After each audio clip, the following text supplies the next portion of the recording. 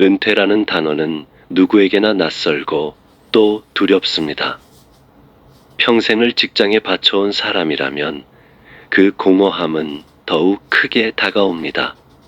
이 이야기는 67세의 한 남성이 은퇴 이후 맞이한 삶의 변화를 담담하게 기록한 것입니다. 그는 30년 동안 공무원으로 성실하게 일했습니다. 매일같이 아침 일찍 출근했고 야근이 잦았지만 불평 한마디 없었습니다. 가정의 생계를 책임지는 가장으로서 그 역할을 묵묵히 감당해온 사람이었습니다.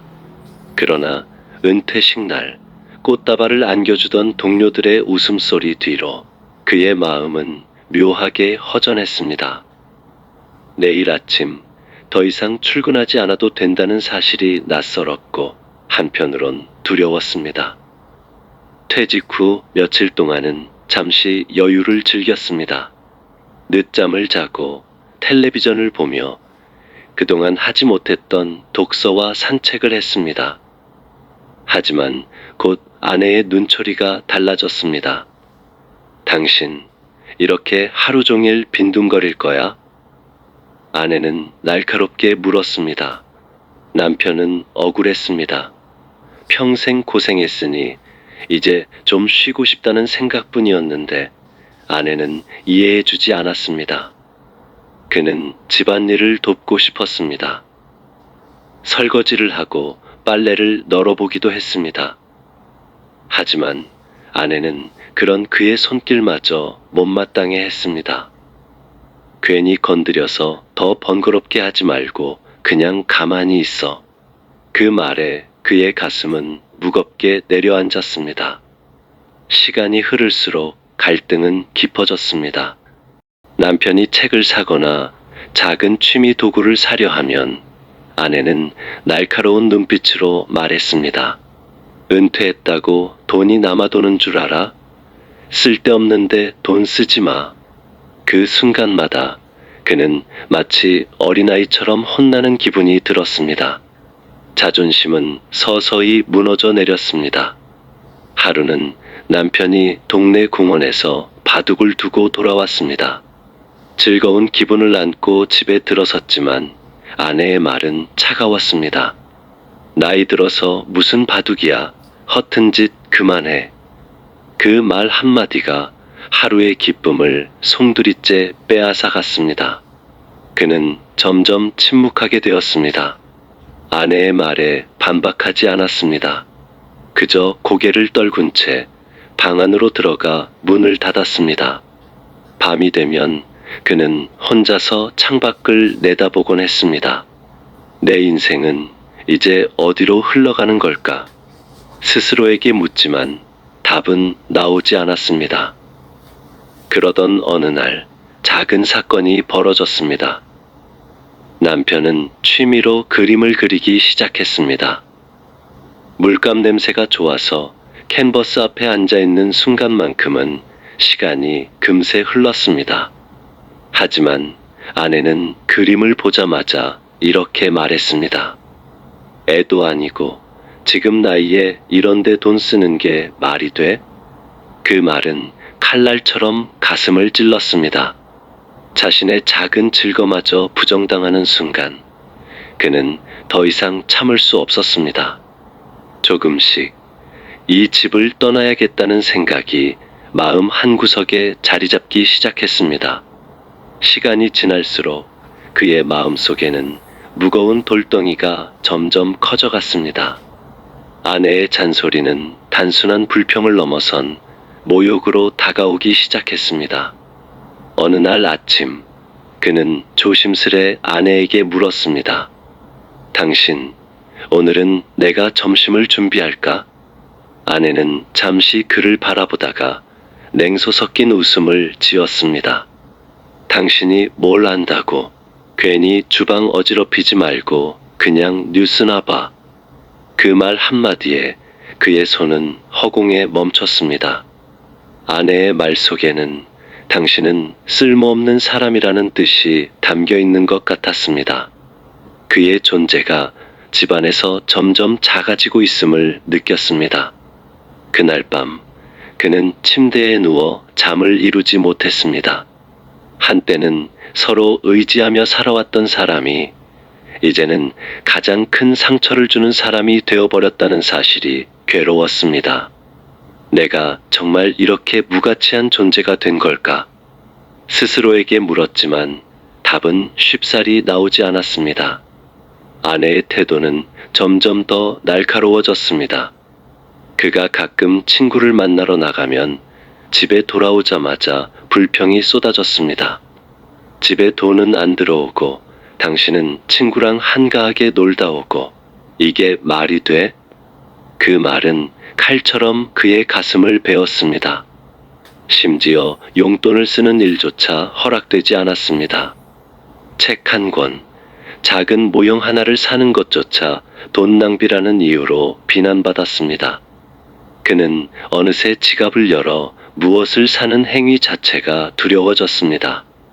시간이 흐를수록 그는 무력감에 잠식되어 갔습니다. 말을 아끼고 움직임을 줄이고 그저 눈치만 보며 하루를 견뎠습니다. 그러나 그 침묵조차 아내에게는 불만이 되었습니다. 왜 그렇게 멍하니 앉아 있어? 답답하게. 아내의 말은 언제나 그를 올가매었습니다. 어느 날 그는 거울 앞에 섰습니다. 주름진 얼굴, 힘없이 내려앉은 어깨, 그리고 초라하게 느껴지는 자신. 거울 속의 모습은 그가 알던 자신이 아니었습니다. 내가 이렇게 살려고 평생을 버텨온 걸까? 가슴 속에서 한숨이 새어나왔습니다. 그는 점점 확신하게 되었습니다. 이 관계는 더 이상 회복될 수 없다는 것을. 아내는 그의 노력을 알아주지 않았고 오히려 그를 더욱 무가치한 존재로 몰아세우고 있었습니다. 그리고 마침내 작은 사건이 결정적인 전환점이 되었습니다. 그날은 평범한 저녁이었습니다. 그는 오랜만에 용기를 내어 말했다. 나 내일부터 아르바이트를 해볼까 해. 집에만 있자니 답답해서. 그러자 아내의 눈빛은 얼음처럼 차가워졌습니다. 아니, 그 나이에 누가 당신을 쓰겠어. 창피하게 왜 그런 짓을 해. 그 순간 그의 가슴 속에서 무언가가 뚝 하고 부러져 버렸습니다. 그는 더 이상 망설이지 않았습니다. 이 집을 떠나야 한다. 이 사람과는 더 이상 함께 살 수 없다. 결심은 단호했습니다. 그리고 그 결심은 곧 행동으로 이어졌습니다. 아내가 해외여행을 간다는 말을 들은 순간 그는 움직이기 시작했습니다. 여행 가방을 꾸리는 아내의 모습 뒤에서 그는 조용히 집을 정리했습니다. 여행을 떠난 그날 밤, 그는 작은 짐을 들고 집을 나섰습니다. 새로운 시작을 위한 첫걸음이었습니다. 그날 밤, 그는 오랜 세월을 함께했던 집을 조용히 나섰습니다. 가방 하나, 옷 몇 벌, 그리고 책 몇 권. 그의 손에는 그동안의 삶을 상징하는 것들이 거의 남아있지 않았습니다. 하지만 마음은 묘하게 가벼웠습니다. 택시 창밖으로 스쳐 지나가는 불빛을 바라보며 그는 속으로 중얼거렸습니다. 이제부터 다시 시작이다. 비록 늦었지만 내 삶을 찾을 때가 됐다. 그는 근처에 있는 작은 원룸을 구했습니다. 낡고 좁은 방이었지만 그에게는 새로운 세상처럼 느껴졌습니다. 방 한쪽에 놓인 작은 책상, 그리고 창문 너머로 들어오는 가로등 불빛조차 따뜻하게 다가왔습니다. 첫날 밤, 그는 그 방에서 오랜만에 깊은 잠을 잤습니다. 누군가의 잔소리도 비난도 없는 고요한 공간. 그 침묵 속에서 그는 잊고 있던 평화를 느꼈습니다. 며칠 후 그는 편의점 아르바이트에 지원했습니다. 밤 10시부터 아침 6시까지 이어지는 야간 근무. 젊은 시절이라면 힘들었을 일이지만 그는 두려워하지 않았습니다. 오히려 설레었습니다. 나도 다시 누군가에게 필요할 수 있겠구나. 첫 근무날, 그는 어색하게 유니폼을 입고 계산대에 섰습니다. 손님이 들어오자 그는 서툴지만 정성스러운 목소리로 인사했습니다. 어서 오십시오. 그 순간 그는 오랜만에 사회의 일원으로 돌아온 기분이 들었습니다. 야간 편의점은 생각보다 바빴습니다. 물건을 정리하고 진열대를 채우고 계산을 하다 보면 시간이 훌쩍 흘러갔습니다. 새벽녘이 되어 가게 문을 나서면 그는 뿌듯한 미소를 지었습니다. 오늘도 해냈구나. 물론 몸은 고되었습니다. 낯선 일에 적응하는 데에도 시간이 필요했습니다. 하지만 그는 다시 살아있다는 감각을 되찾아가고 있었습니다. 퇴근길에 그는 뜨거운 어묵 국물을 사 먹으며 스스로에게 말했습니다. 작은 행복도 충분히 소중하다. 그의 일상은 조금씩 변해갔습니다. 아침에 퇴근하면 원룸에 들어와 잠을 청했습니다. 일어나서는 간단히 식사를 하고 책을 읽거나 조용히 음악을 들었습니다. 그 누구의 간섭도 없는 시간, 오롯이 자신만의 세상. 그는 잊고 있던 웃음을 되찾기 시작했습니다. 거울 속에 비친 얼굴은 여전히 주름지고 피곤해 보였지만 그 안에는 묘한 생기가 깃들어 있었습니다. 때때로 그는 과거를 돌아보았습니다. 긴 세월 동안 그는 가족을 위해 모든 것을 바쳤습니다. 그러나 정작 자신의 삶은 소홀히 해왔다는 사실을 깨달았습니다. 이제는 나 자신을 위해 살아야 할 때다. 편의점 아르바이트는 그에게 단순한 생계수단이 아니었습니다. 그것은 스스로의 존재 가치를 확인하는 통로였습니다. 누군가에게 인사를 건네고 봉지를 건네고 필요한 일을 해내는 그 순간마다 그는 다시금 살아있음을 느꼈습니다. 밤이 깊어갈수록 그는 과거의 상처를 조금씩 내려놓았습니다. 아내의 차가운 말, 무시와 구박, 그 모든 기억은 여전히 마음속에 남아 있었지만 이제는 더 이상 그를 짓누르지 않았습니다. 대신 앞으로의 날들에 대한 기대가 서서히 자리를 잡아갔습니다. 새로운 사람들과의 만남도 이어졌습니다. 편의점을 자주 찾는 손님들과 짧은 대화를 나누며 그는 오랜만에 인간적인 온기를 느꼈습니다. 수고 많으세요. 그 한마디가 그의 가슴을 따뜻하게 덮어주었습니다. 그는 깨달았습니다. 행복은 거창한 것이 아니라고. 남에게 존중받는 것, 작은 일이라도 누군가에게 필요한 사람이 되는 것, 그것이 진정한 행복의 시작이라는 것을 이렇게 그는 조금씩, 그러나 분명하게 자신만의 삶을 되찾아가고 있었습니다. 재산 분할 과정은 순탄치 않았습니다. 아내는 끝까지 자신이 억울하다고 주장했고, 오랜 세월 자신이 집을 지키며 고생했다는 이야기를 반복했죠. 남성은 그 말이 틀렸다고 생각하지 않았습니다. 아내가 가정을 위해 헌신한 부분은 분명히 있었으니까요. 하지만 문제는 그 과정에서 서로를 존중하지 않았다는 데 있었습니다. 오랜 시간 법적 절차를 거치며 그는 많은 것을 배웠습니다. 돈보다 중요한 건 결국 나 자신을 지키는 용기라는 사실이었죠.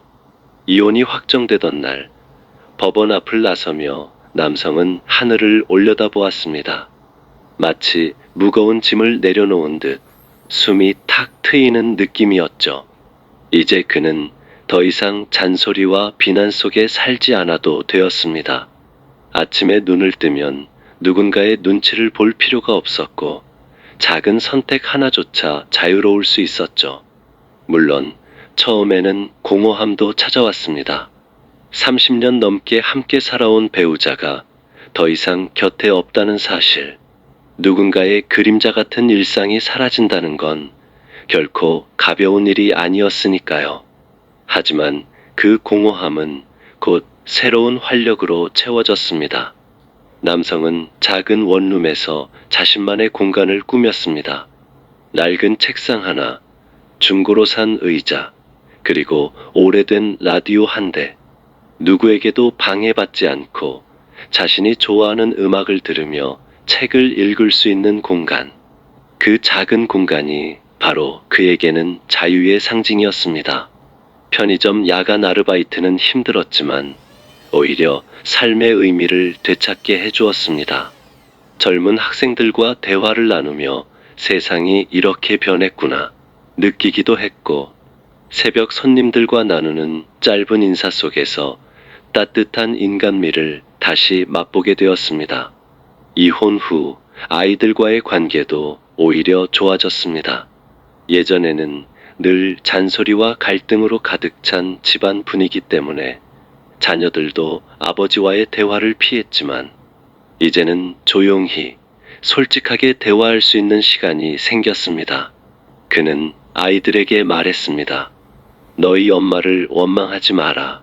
그저 우리는 서로 다른 길을 선택한 것뿐이다. 이 말에 자녀들은 눈시울을 붉히며 아버지를 안아주었습니다. 그 순간 그는 확신했습니다. 이 선택이 결코 잘못된 것이 아니었다는 걸요. 그리고 시간이 지나면서 그는 새로운 사람들을 만나게 되었습니다. 독서 모임에서 만난 친구들, 자원봉사 활동을 하며 알게 된 동년배들.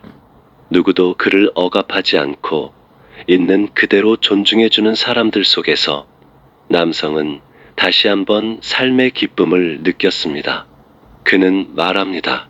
이혼은 실패가 아닙니다. 존중받지 못하는 관계에서 벗어나 다시 나를 찾아가는 과정일 뿐이죠. 이제야 비로소 진정한 자유와 평화를 누리고 있습니다. 이제 그의 하루는 소박하지만 충만합니다. 아침에 눈을 떠 커피를 내리고 느긋하게 산책을 나서며 누군가의 눈치가 아닌 자기 자신을 위해 살아가는 삶.